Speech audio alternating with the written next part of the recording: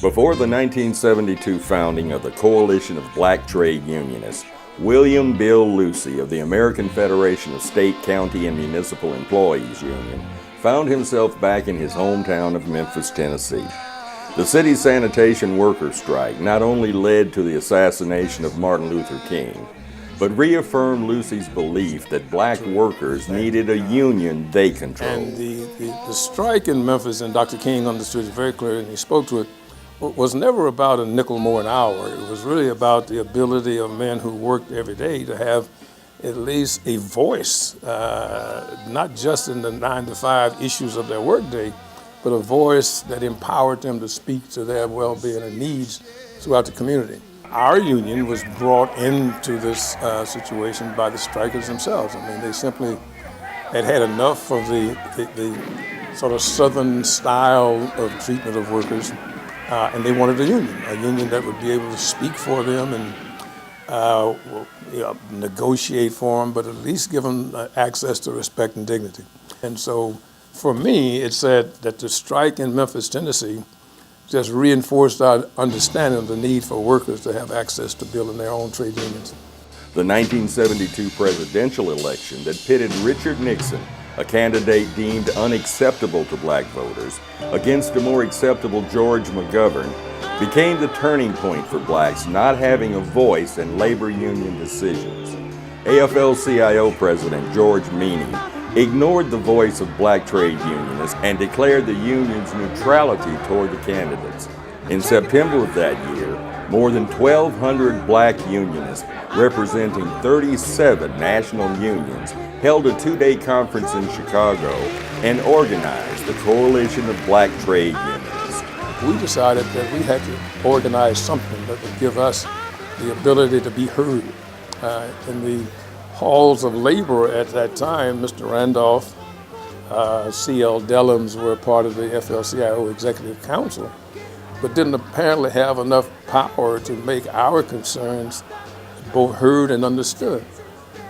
So we decided to find out whether or not other black labor leaders really wanted a independent, somewhat militant voice to speak on their behalf. So it took about a year to talk with leaders all over the country about this issue, and then came back and reported what we had found, and the decision was made that we want to form something called the Coalition of Black Trade Unions. And it had to be an independent voice, and it had to be committed to empowering black and poor workers across the width and breadth of the American labor movement. Bill Lucy was elected president of the CBTU at the first meeting and served the organization for 4 decades. In 2012, he stepped down from the post, and Terry L. Melvin, the Secretary-Treasurer of the powerful New York State AFL-CIO, was unanimously elected president. In his final keynote speech as CBTU president, Lucy says he believes it is time for a new leadership to connect to young workers.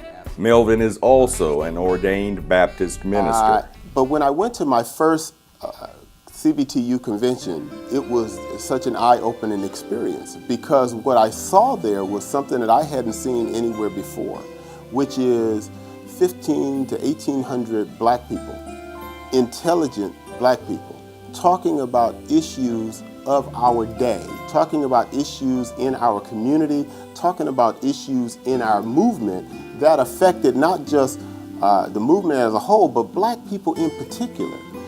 And then I was really struck by the fact that we closed out on Sunday morning with worship service. The Coalition of Black Trade Unions was not a unique idea. It had been tried before and would probably be tried again. But what it was the bringing together of a number of folks who in their own way were committed to trying to bring about change.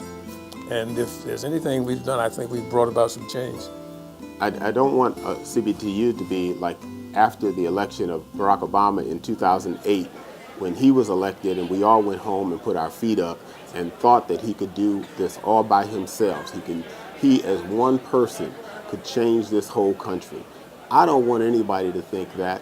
And I know that I'm not the person that can do this by myself. I need every member of CBTU to help us move this organization forward and higher and gain the respect that we ought to have and should have as an organization.